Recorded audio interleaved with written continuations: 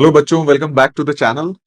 तो बच्चों, जेई 2024 की सीरीज में जैसा कि लास्ट लेक्चर में हमने ट्रिग्नोमेट्री से शुरुआत करी थी और मैंने बताया था कि ये लेक्चर्स उन बच्चों के लिए ज्यादा हेल्पफुल होगा जो अभी क्लास 11th में आए हैं और अपनी तैयारी की शुरुआत कर रहे हैं। तो इस पूरे सीरीज में मैं इंटायर मैथमेटिक्स का सिलेबस कवर करूंगा और बेसिक से लेके आपको एडवांस लेवल तक लेके जाऊंगा, सच दैट आपका प्रिपरेशन जो हो वो उस लेवल तक हो कि आप आराम से न सिर्फ JEE Mains but also JEE Advance के क्वेश्चन बहुत आसानी से सॉल्व कर पाए। ठीक है। तो बच्चों, ट्रिग्नोमेट्री के लास्ट लेक्चर में हमने देखा था कि सिस्टम ऑफ मेजरमेंट्स क्या क्या होते हैं। तो सिस्टम ऑफ मेजरमेंट्स में हमने सेक्साडेसिमल सिस्टम देखा था, सर्कुलर सिस्टम देखा था और फिर रेडियन का डेफिनेशन हमने देखा था और उस डेफिनेशन से काफी सारे प्रैक्टिकल एप्लीकेशंस भी होते हैं और वो किस तरीके से होते हैं वो भी हमने सीखा था। ठीक है।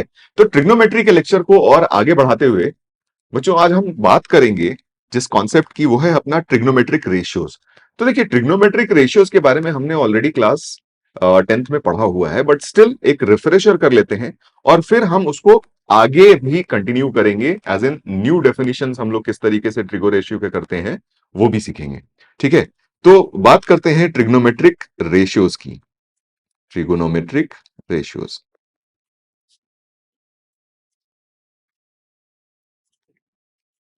ठीक है। तो यूजुअली हम जानते हैं कि ट्रिग्नोमेट्रिक रेशियोज अभी तक हमने जो डिफाइन किया है वो किस तरीके से डिफाइन किया है, राइट एंगल ट्रायंगल के पर्सपेक्टिव में। तो चलिए एक राइट एंगल ट्रायंगल बना लेते हैं। सपोज ये हमारा एक राइट एंगल ट्रायंगल है।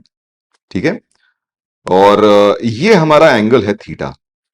तो हमने क्लास 10th में ये बात सीखी है कि थीटा के जो सामने वाला जो साइड होता है, ठीक है, उसको हम लोग कहते हैं परपेंडिकुलर। ठीक है, परपेंडिकुलर।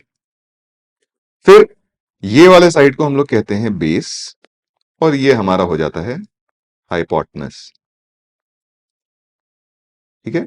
इसको परपेंडिकुलर को हम लोग पी से रिप्रेजेंट करेंगे, बेस को हम लोग बी से और हाइपोटेनस को हम लोग एच से रिप्रेजेंट करेंगे। ठीक है। तो हमने ये बात देखी हुई है कि साइन थीटा जो डिफाइन करते हैं, ठीक है, ये क्या हो जाता है, परपेंडिकुलर अपॉन हाइपोटेनस, यानी P upon H. Cos theta हमने डिफाइन किया था बेस अपॉन हाइपोटेनस, तो बी अपॉन एच। और टैन थीटा हमने डिफाइन किया था परपेंडिकुलर अपॉन बेस। ठीक है क्या। तो इसके बाद फिर हमने कॉसेक थीटा भी डिफाइन किया था। कॉसेक थीटा कुछ नहीं, ये वन अपॉन साइन थीटा होता है, वन अपॉन साइन थीटा। और इसकी वैल्यू अगर यहां से देखें तो एच अपॉन पी हो जाएगी। फिर कॉस थीटा के करेस्पॉन्डिंग हमने सेक थीटा डिफाइन किया था। तो sec theta is nothing but one upon cos theta. ठीक है। और इसकी वैल्यू कितनी हो जाएगी, एच अपॉन बी। और टैन थीटा के हमने करस्पॉन्डिंग कॉट थीटा डिफाइन किया था। तो cot theta is nothing but one upon tan theta और ये वैल्यू हमारी बी अपॉन पी हो जाएगी। ठीक है। यहां से हम ये बात भी जानते हैं कि tan theta P by B होता है, तो यानी टैन थीटा को हम लोग sine theta by cos theta भी लिख सकते हैं। तो ये चीजें तो हमने क्लास 10th में ऑलरेडी पढ़ी हुई हैं। ठीक है क्या। और और हम लोगों ने क्लास 10th में कुछ ट्रिग्नोमेट्रिक आइडेंटिटीज भी पढ़ी हैं। तो आज का लेक्चर आप समझ लीजिए कि क्लास 10th का एक तरीके से रिफ्रेशर कोर्स है। जो चीजें हमने क्लास 10th में पढ़ी हैं हम उसी को थोड़ा और भी डिटेल में समझने की कोशिश करेंगे। ठीक है क्या। तो यहां से हमने ट्रिगो आइडेंटिटीज पढ़ी थी क्लास 10th में। ठीक है, ट्रिगो आइडेंटिटीज।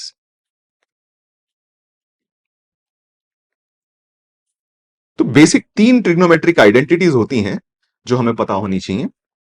तो सबसे पहला है, हमारे पास सबसे पहला आइडेंटिटी जो होता है वो क्या हो जाता है कि sine square theta plus cos square theta is equal to 1।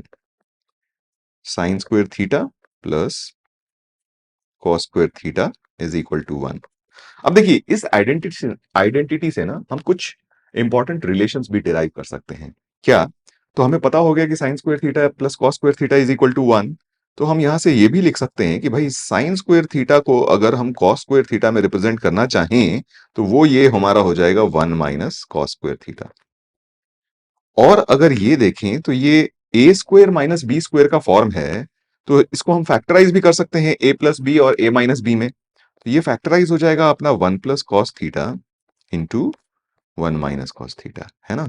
और यहां से आपको एक बड़ा इंटरेस्टिंग सा रिजल्ट मिल जाएगा, और वो होगा कि हम इसको ऐसे लिख सकते हैं कि साइन थीटा अपॉन, इधर से एक काम करते हैं, एक साइन स्क्वायर थीटा का एक साइन थीटा हम आरएचएस में लेते जाते हैं, और ये 1 + cos थीटा को एलएचएस में लेते आते हैं। तो sign theta upon 1 + cos theta हमारे पास कितना बन जाएगा, 1 - cos theta upon sine theta. देखिए ये रिलेशन हमें याद नहीं रखना है, लेकिन अगर हम जानेंगे तो ऑब्वियसली क्वेश्चन में कहीं ना कहीं हमें हेल्प मिल जाएगी इसकी, ठीक है। But again as I said, this is not something that we should remember. ठीक है, ये तो पहला रिलेशन हो गया। सिमिलरली हम अगर कॉस स्क्वायर थीटा को साइन स्क्वायर थीटा के फॉर्म में एक्सप्रेस करना चाहें तो वो भी एक्सप्रेस कर सकते हैं, और ये एक्सप्रेस कर सकते हैं cos square theta is equal to 1 - sine square theta. और यहां पे भी हम A square minus B square का फैक्टराइजेशन करें तो ये बन जाएगा हमारे पास 1 - sine theta into 1 + sine theta. और सिमिलरली एक कॉस थीटा एलएचएस से हम आरएचएस में ले जाते हैं, और 1 + साइन थीटा को हम लोग एलएचएस में लेते आते हैं, तो हमारे पास ये रिलेशन बन गया cos theta upon 1 + sine theta is equal to 1 - sine theta upon cos theta. ठीक है, बड़े इंटरेस्टिंग होते हैं ये ट्रिगो आइडेंटिटीज, क्योंकि इनके एप्लीकेशंस जेई ने कई बार पूछ रखे हैं। जेई मेंस में तो बहुत ही बार आए हैं, जेई एडवांस में भी बहुत बार इसके क्वेश्चंस आए हुए हैं। ठीक है, तो ये हो गई हमारी पहली आइडेंटिटी, और उसके करस्पॉन्डिंग हमने कुछ रिजल्ट्स डिराइव कर ली। ठीक है, सेकेंड आइडेंटिटी जो हमारी होती है वो होती है 1 + tan² is equal to sec² अब यहां से भी हम चाहें तो उसी तरीके के कुछ रिलेशंस आराम से डिराइव कर सकते हैं। जैसे फॉर एग्जांपल इसको हम ऐसे भी लिख सकते हैं कि tan² is equal to sec² - 1।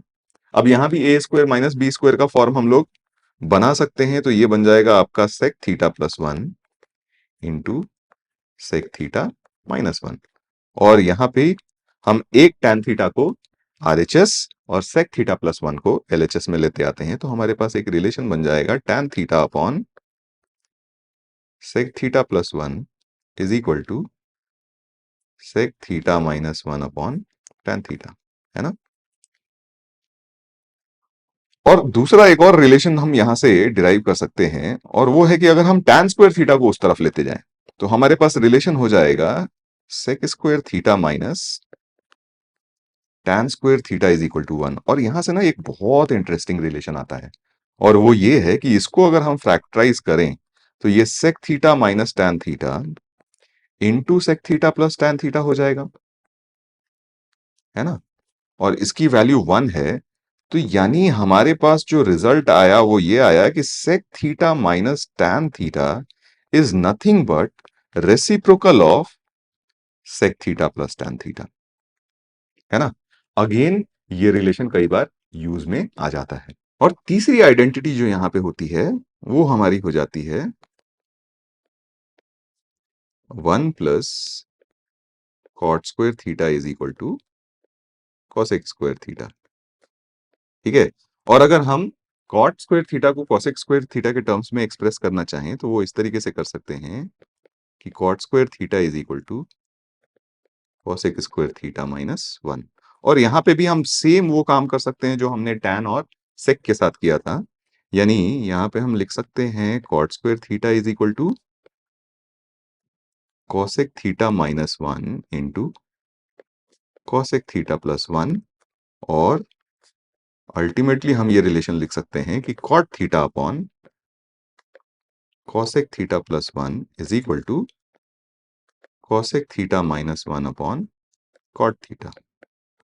ठीक है, और वापस से जैसे हमने sec² theta minus tan² theta is equal to 1 लिखा था, तो यहां पे भी हम क्या लिख सकते हैं, cosec² theta minus cot² theta is equal to 1।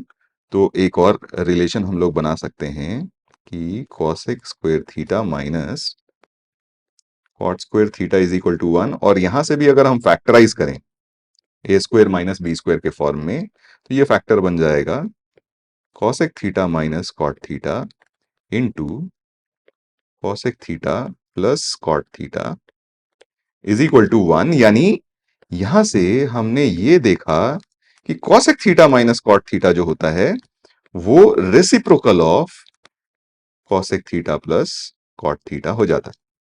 तो देखो इन रिलेशंस का ना काफी एप्लीकेशन आ जाता है। इन इन आइडेंटिटीज से जो हमने ये रिलेशंस निकाले, इसका कई बार क्वेश्चन सॉल्विंग में काफी अच्छा एप्लीकेशन बन जाता है।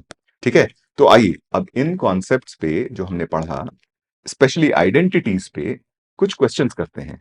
और क्वेश्चंस हम वैसे क्वेश्चंस लेंगे जो ऑलरेडी जेई ने पूछ रखे हैं इन आइडेंटिटीज से रिलेटेड। तो आइए एग्जाम्पल के तौर पे पहला सवाल लेते हैं। सवाल यह है कि late f of kx is equal to 1 upon k sin to the power kx plus cos to the power kx for k is equal to 1 to 3 and so on for all real values of x। ठीक है, तो हमें value निकालनी है f4x minus f6x की। ठीक है, तो एक काम करते हैं कि सबसे पहले हम f4x और f6x देख लेते हैं कि एक्चुअली आ क्या रहा है। तो अगर हम f4x निकालते हैं यहां से, तो ये हमारा बन जाएगा 1/4 sin to the power 4x and plus cos to the power 4x। अब देखो बच्चों, sign square X plus cos square x, ये हम जानते हैं वैल्यू कितनी होती है 1। तो आइए हम उसका यूज कर लेते हैं। तो आप यहां से देखोगे तो इसको हम लोग लिख सकते हैं 1/4। ये ए स्क्वायर मतलब ये साइन स्क्वायर का स्क्वायर प्लस कॉस स्क्वायर का स्क्वायर है, तो A square plus B square. आपको याद होगा कि हम लोग लिखते हैं ए प्लस बी का होल स्क्वायर माइनस 2ab। तो ये बन जाएगा sine square X plus cos square X का whole square minus 2 sine square X cos square X. ठीक है, अब ये sine square X plus cos square X तो 1 हो गया हमारा, यानी अल्टीमेटली ये जो वैल्यू हमारी बनी 1/4 1 minus 2 sine square X cos square X. और इसको सिंप्लीफाई कर लें तो ये फाइनल वैल्यू हमारी बन जाएगी 1/4 minus half of sine square X cos square X. ठीक है, ये हमारा f4 हो गया। अच्छा, f6 कितना आएगा? तो f6x आ जाएगा 1/4 1/6, है ना, sign to the power 6x plus cos to the power 6x। ठीक है, अब आपको एक और रिलेशन अगर याद हो तो वो ये होता है कि अगर हमारे पास a cube plus B cube है, तो इसको हम लोग लिख सकते हैं a प्लस बी का whole cube minus 3ab a plus B, है ना। तो यहां पे देखिएगा तो ये साइन स्क्वायर एक्स का whole cube plus cos square X का होल क्यूब लिखा हुआ है। तो ऊपर जो रिलेशन हमने लिखा उसको यूज करते हुए हम इसको ऐसे लिख सकते हैं कि 1/6, है ना, ये बन जाएगा sine square X plus cos square X का whole cube minus 3 sine square X cos square X into sine square X plus cos square X, है ना। अब sine square X plus cos square X तो क्या हो गया हमारा 1, यानी अल्टीमेटली जो हमारी वैल्यू बन जाएगी 1/6 1 minus 3 sine square X cos square X, है ना। यानी अल्टीमेटली जो वैल्यू हमारी बन गई 1/6 minus 1/2 sign square X cos square x. अब इन्हीं दोनों का डिफरेंस हमें निकाल के लिखना है। तो यानी f4x माइनस f6x जो आएगा उसमें से देखिए ये half sine square X cos square X तो कैंसिल आउट हो गया, यानी जो वैल्यू हमारी बनी वो और कुछ नहीं 1/4 माइनस 1/6। और इसको सिंप्लीफाई करेंगे तो हमारा फाइनल आंसर जो आ जाएगा वो आ जाएगा 1/12। ठीक है, तो बड़ा सिंपल सा है। यहां से टेक अवे क्या है इस क्वेश्चन से? टेक अवे ये है कि अगर आपको sign square X plus cos square sine to the power 4x plus cos to the power 4x दिया हुआ है, तो उसको हम लोग लिख सकते हैं 1 minus 2 sine square X cos square X. और अगर आपके पास sine to the power 6x plus cos to the power 6x दिया हुआ है, तो उसको हम लोग लिख सकते हैं 1 minus 3 sine square X cos square X.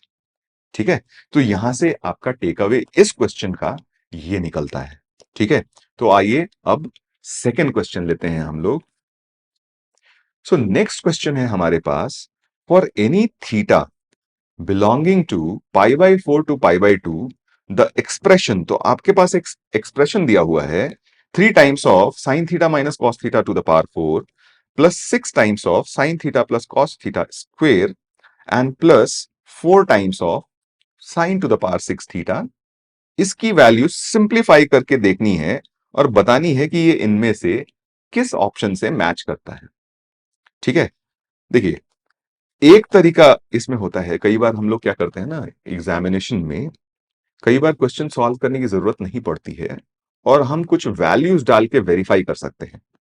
तो जैसे हमें पता है कि थीटा की वैल्यू पाई बाई 4 से पाई बाई 2 के बीच में है, तो कोई एक ऐसी नोन वैल्यू थीटा की ले लेते हैं जिसके लिए हमें ये साइन कॉस की वैल्यू पता हो जो एक्सप्रेशन में हमें दिया हुआ है। तो एक तो तरीका है कि हम थीटा की वैल्यू पाई बाई 3, क्योंकि पाई बाई 3 जो होता है पाई बाई 4 और पाई बाई 2 के बीच में लाई करता है, वो वैल्यू लेके इसको सिंप्लीफाई करके देख सकते हैं। लेकिन प्रॉब्लम है कि पाई बाई 3 अगर हम यहां पे वैल्यू पुट करेंगे तो वैल्यू इटसेल्फ वो इतनी अच्छी नहीं है कि इसको सिंप्लीफाई करने पे एक बहुत आसानी से हमारा रिजल्ट बन जाए। ठीक है, ऐसे केसेस में तब हमारे पास ज्यादा हेल्पफुल होता है सिचुएशन जब हमारे पास थीटा, स्पेशली जब साइन थीटा और कॉस थीटा मेंशन हो क्वेश्चन में, तो अगर थीटा की वैल्यू 0 रख दें या पाई बाई 2 रख दें तो एक डिसेंट एफर्ट में, यानी डिसेंट नहीं बहुत आसान एफर्ट में हमारी चीजें मिल जाती हैं। लेकिन यहां पे प्रॉब्लम यह है कि थीटा का जो रेंज दे रखा है वो पाई बाई 4 से पाई बाई 2 तक के बीच में दे रखा है और पाई बाई 2 भी इंक्लूडेड नहीं है। तो यानी यहां पे वैल्यू रख के सिंप्लीफाई करना उतना आसान नहीं होने वाला है।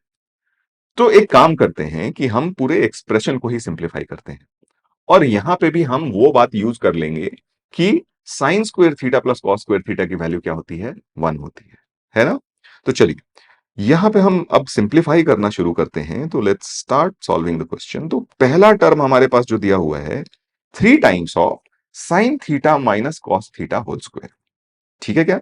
तो ये हमारे पास बन गया 3 टाइम्स ऑफ, अच्छा हमें पता है कि a माइनस बी का होल स्क्वायर अगर हमें लिखना हो तो हम वो लिख सकते हैं a प्लस बी का होल स्क्वायर माइनस 2ab। ठीक है, तो एक काम करते हैं पहले हम इसको स्क्वायर कर लेते हैं। ठीक है, तो sign theta minus cos theta का होल स्क्वायर अगर हम लिखते हैं तो ये बन जाएगा sine square theta plus cos square theta जो कि 1 बन गया और minus 2 sign theta cos theta. ठीक है क्या, और इसका स्क्वायर क्योंकि एक स्क्वायर हमने ऑलरेडी यूज कर लिया प्लस 6 टाइम्स ऑफ, अब यहां से देखो sign theta plus cos theta का होल स्क्वायर है तो ये बन जाएगा sine square theta plus cos square theta plus 2 sign theta cos theta, that becomes 1 plus 2 sign theta cos theta, है ना। अच्छा यहां पे हमारे पास दिया हुआ है 4 टाइम्स ऑफ साइन 6 थीटा। अच्छा हम जितने भी ऑप्शंस देखें उसमें किसी भी ऑप्शन में sign to the power 6 theta नहीं मेंशन्ड है। ठीक है, तो एक काम करते हैं, थोड़ी देर पहले ही हमने ये रिजल्ट देखा था उसी का यहां पे एप्लीकेशन कर लेते हैं। तो हमने 4 को बाहर रखा और यहां पे हमने लिखा sign to the power 6 theta और खुद से एक cos to the power 6 theta add कर देते हैं यानी cos to the power 6x। क्योंकि हमने खुद से ऐड किया है तो हमें इसको क्या करना पड़ेगा, सब्ट्रैक्ट भी करना पड़ेगा। तो ये हमने सब्ट्रैक्ट कर दिया। अब इसको हम स्क्वायर करते हैं तो ये बन जाएगा 3 times of 1 minus 4 sign theta cos theta and plus 4 sign square theta cos square theta, है ना। और ये तो बड़ा सिंपल सा हमारे पास है 6 plus 12 sine theta cos theta. अच्छा अभी अभी हमने बात सीखी थी कि sine to the power 6x plus cos to the power 6x को लिख सकते हैं हम 1 minus 3 times of sine square X cos square X. तो ये बन जाएगा 4 times 1 minus thrice sine square X cos square X और minus 4 cos to the power 6x। ठीक है, ऑलराइट। अब हम क्या करते हैं, सारे कांस्टेंट्स को एक साथ इकट्ठा कर लेते हैं। तो यहां से जो हमारा कांस्टेंट आएगा वो आएगा 3, यहां से 6 और यहां से 4, यानी ये मिला के बन गया कितना 13। तो कांस्टेंट तो हो गया हमारा 13। ठीक है, अब हम sign square theta cos square theta का कोएफिशिएंट देखते हैं। तो यहां से sign square theta cos square theta का कोएफिशिएंट कितना आएगा? 3 into 4 दैट इज 12। और ये पॉजिटिव साइन के साथ है। और यहां पे साइन स्क्वायर थीटा और कॉस स्क्वायर थीटा, सॉरी मैंने यहां पे एक्स लिख दिया है, तो एक्सप्रेशन में सिंस थीटा था तो हम थीटा ही यूज कर लेते हैं। ठीक है, एक्स नहीं यूज करते हैं। So let's convert it all into theta.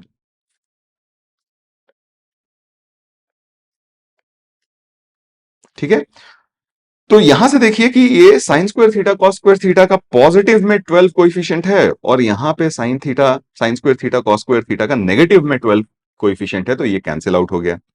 फिर sign theta into cos theta के बारे में बात करते हैं, तो इसका sign theta into cos theta का यहां पे नेगेटिव कोएफिशिएंट है 12, और यहां पे साइन थीटा कॉस थीटा का पॉजिटिव कोएफिशिएंट है 12, तो ये भी कैंसिल आउट हो गया। यानी हमारे पास सिर्फ जो बचता है वो बचता है हमारे पास ये वाला टर्म, दैट इज -4 cos⁻6 तो -4 cos⁻6 ये हमारा सिंप्लीफाइड एक्सप्रेशन बनेगा। यानी यहां से क्लियरली हम देख सकते हैं कि जो ऑप्शन हमारा सही होगा वो डी ऑप्शन सही हो जाएगा। तो ये भी सवाल आपका जेई मेंस 2019 में जेई ने पूछा था। ठीक है, चलिए अगले सवाल की तरफ चलते हैं। So now the next question is कि ये जो एक्सप्रेशन आपको दिया हुआ है tan a upon 1 - cot a plus cot a upon 1 - tan a, इसको अगेन हमें क्या करना है? सिंप्लीफाई करना है। ठीक है, तो आइए शुरू करते हैं। तो देखो हमारे पास है पहला टर्म में tan और cot दोनों इन्वॉल्व है, दूसरे टर्म में हमारे पास cot और tan दोनों इन्वॉल्व है। ठीक है, तो हम क्या कर सकते हैं? यहां पे हम कर सकते हैं कि पहले टर्म में सिर्फ और सिर्फ हम tan के फॉर्म में एक्सप्रेस कर दें, और दूसरे टर्म में हम सिर्फ और सिर्फ कॉट के टर्म्स में एक्सप्रेस कर दें, या फिर पूरे के पूरे एक्सप्रेशन को tan के फॉर्म में एक्सप्रेस कर दें, या फिर पूरे के पूरे एक्सप्रेशन को कॉट के फॉर्म में एक्सप्रेस कर दें। तो ज्यादा कन्वीनियंट हमारे पास ये रहेगा कि हम सारे एक्सप्रेशन को किसी एक ही ट्रिगो रेशियो के फॉर्म में एक्सप्रेस करें। तो यानी मैं यहां पे शुरू करता हूं कि सारे टर्म को tan के फॉर्म में एक्सप्रेस करता हूं। तो हमारे पास ये एक्सप्रेशन आ जाएगा tan a। ठीक है, और यहां पे 1 - cot a है, तो ये बन जाएगा 1 - 1 अपॉन tan a। ठीक है, प्लस यहां पे बन गया हमारे पास 1 अपॉन tan a। ठीक है, और ये बन गया अपना 1 - tan a। थोड़ा सिंप्लीफाई करके लिखते हैं, तो ये बन जाएगा tan² a upon tan a - 1 और plus 1 upon tan a into 1 - tan a। ठीक है, अब देखिए डिनोमिनेटर हमारा कॉमन डिनोमिनेटर क्या बनेगा? तो यहां पे हमारे पास tan a - 1 है, तो एक काम करते हैं tan a - 1 लिख लेते हैं, क्योंकि वो दूसरे वाले में भी हम बना सकते हैं tan a - 1, और एक आएगा आपका tan a। ठीक है, और यहां आपके पास एक्सप्रेशन बन जाएगा tan³ a - 1।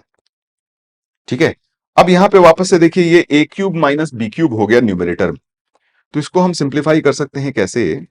इसको सिंप्लीफाई कर सकते हैं a - b that is tan a - 1। तो मैं बता देता हूं यहां पे फैक्टराइजेशन हम कौन सा यूज कर रहे हैं।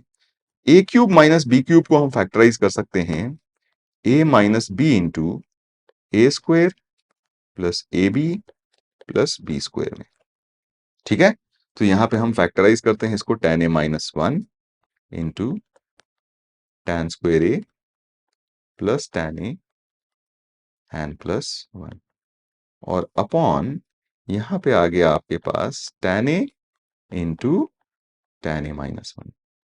तो ये tan a - 1 हो गया कैंसल, और यहां पे tan²a+1 हमने आइडेंटिटी में पढ़ा था कि ये sec² a हो जाता है। यानी अब न्यूमरेटर जो हमारा बनेगा वो tan a plus sec² a upon tan a बन जाएगा, है ना? यानी ये बन गया हमारे पास 1 प्लस sec² a को हम लोग क्या लिख सकते हैं? 1 अपॉन cos²a, या फिर एक काम करते हैं एक sec a वहां पे रहने देते हैं।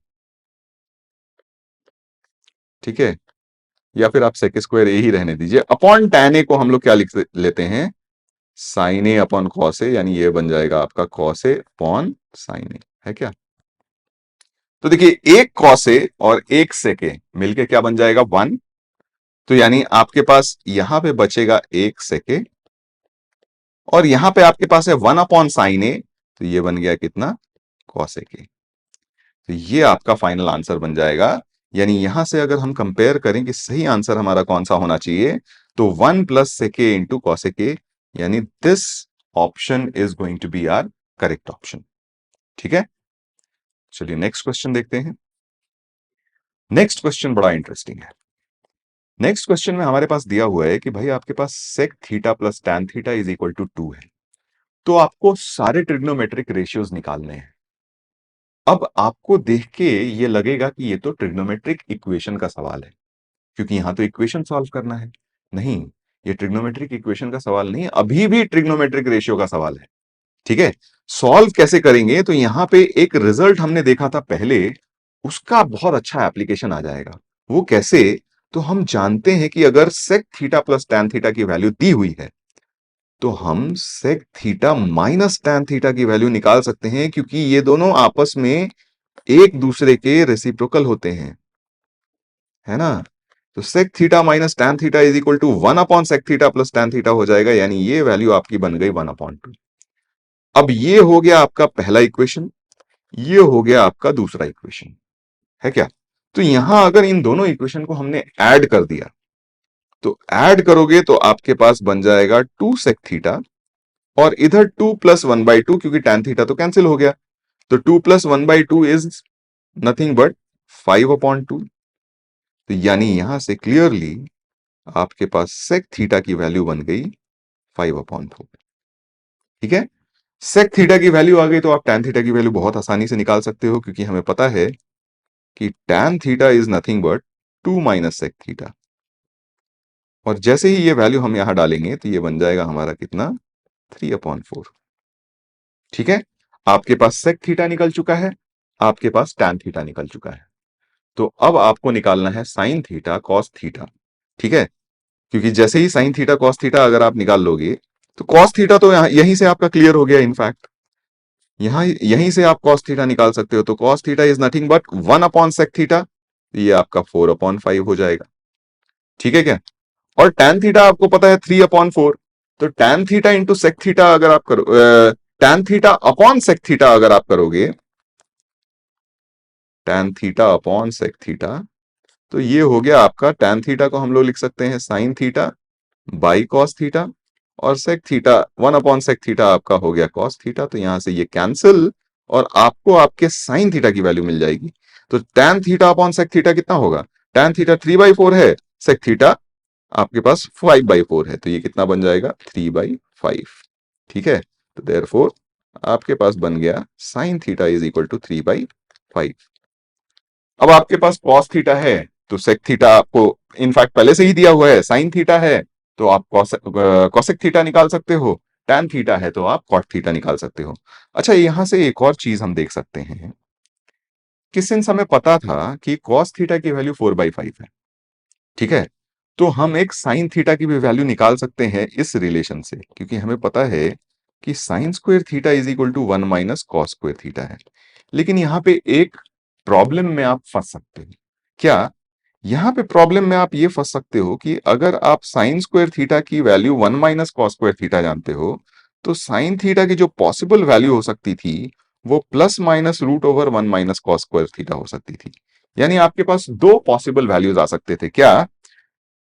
3/5 और -3/5। तो वहां से आपको आइडेंटिफाई करना पड़ेगा कि कौन सा हमारा पॉसिबल आंसर होगा। क्या 3/5 हमारा आंसर होगा या -3/5 आंसर होगा? इस तरीके से अगर आप अप्रोच करोगे, तो इस डायलेमा में नहीं फंसोगे कि आपका आंसर 3/5 होना चाहिए या -3/5 होना चाहिए। ठीक है, ऑलराइट। तो चलिए अगले सवाल पे चलते हैं। नेक्स्ट क्वेश्चन अगेन एक बहुत इंटरेस्टिंग सवाल है। ठीक है, सॉरी, यहां पे आपके पास वैल्यू दी नहीं हुई है, ये वैल्यू आपको निकालनी है। ठीक है, तो सवाल ये है कि if cos theta plus 5 sine theta is equal to 5, then find the possible values of 5 cos theta -3 sine theta. ठीक है, सवाल करने के लिए हम लोग क्या कर सकते हैं यहां पे, हम लोग ये कर सकते हैं कि सिंस हमें 5 cos theta minus 3 sin theta की वैल्यू निकालनी है, तो मान लेते हैं कि ये वैल्यू इज इक्वल टू के बराबर है। ठीक है, और दी क्या वैल्यू है हमें, दी वैल्यू है हमें 3 cos थीटा और प्लस 5 sin थीटा, और इसकी वैल्यू हमें दी हुई है 5। अब यहां पे ना एक बहुत इंटरेस्टिंग अप्रोच बनता है। क्या बनता है, देखिए ध्यान से। अगर मैं फर्स्ट इक्वेशन को स्क्वायर करूं और सेकंड इक्वेशन को स्क्वायर करके ऐड कर दूं फर्स्ट इक्वेशन के स्क्वायर में, तो क्या होगा, ध्यान से देखिए। तो पहले इक्वेशन का स्क्वायर हमारे पास बनेगा 5 cos थीटा का होल स्क्वायर, यानी 25 cos square theta, plus 3 minus 3 sin theta का होल स्क्वायर, तो plus 9 sin square theta, and minus 2ab, that means minus 30 cos theta sin theta, है क्या।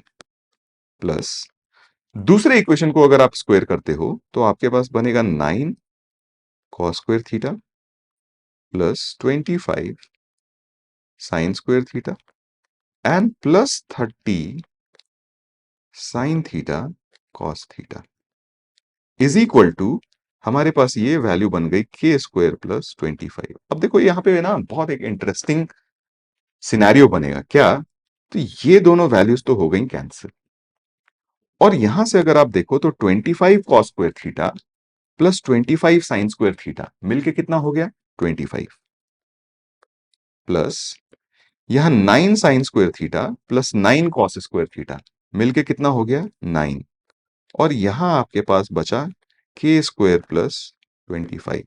25 कैंसिल, तो आपके के की पॉसिबल वैल्यू क्लियरली आपको मिल जाएगी +-3।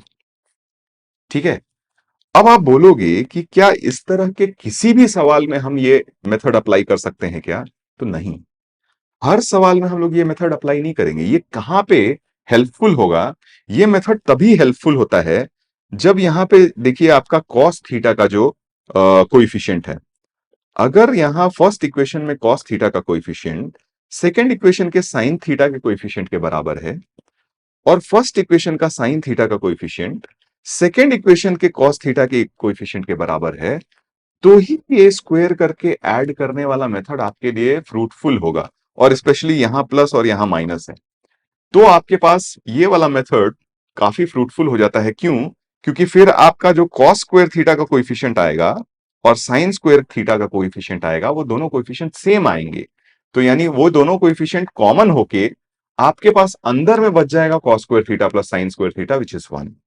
ठीक है, अब यही मान लो सवाल इस तरीके से कुछ दिया जाता कि जहां पे ये दोनों कोएफिशिएंट सेम नहीं होते, यानी यहां पे cos थीटा का कोएफिशिएंट और यहां पे sin थीटा का कोएफिशिएंट अलग होता, और यहां पे sin थीटा और यहां पे cos थीटा का कोएफिशिएंट अलग होता, तो हम सवाल किस तरीके से करते।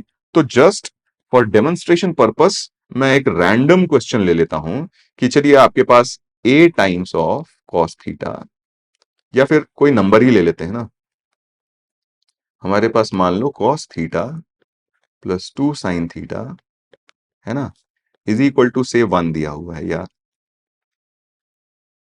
तो 2, 1/2 ले लेते हैं, 3/2 ले लेते हैं। ठीक है, जस्ट फॉर डेमोन्स्ट्रेशन। और दूसरा इक्वेशन मान लो दिया हुआ है हमारे पास sine 2 sin theta minus cos theta is equal to निकालना है, लेट अस से इस तरीके का सवाल आ गया, तो फिर आप कैसे सॉल्व करोगे। तो देखो, तरीका यहां पे भी बनता है, और वो इस तरीके से बनता है कि हम यहां पे भी वो रिलेशन यूज कर सकते हैं कि sine square theta plus cos square theta is equal to 1। ठीक है, लेकिन अब वो रिलेशन यूज करने के लिए क्या करना पड़ेगा, हमें इन दोनों इक्वेशन को सॉल्व करके साइन थीटा की वैल्यू निकालनी पड़ेगी। यानी इसको अगर इसकी वैल्यू निकालनी है तो मान लेते हैं ये वैल्यू के है।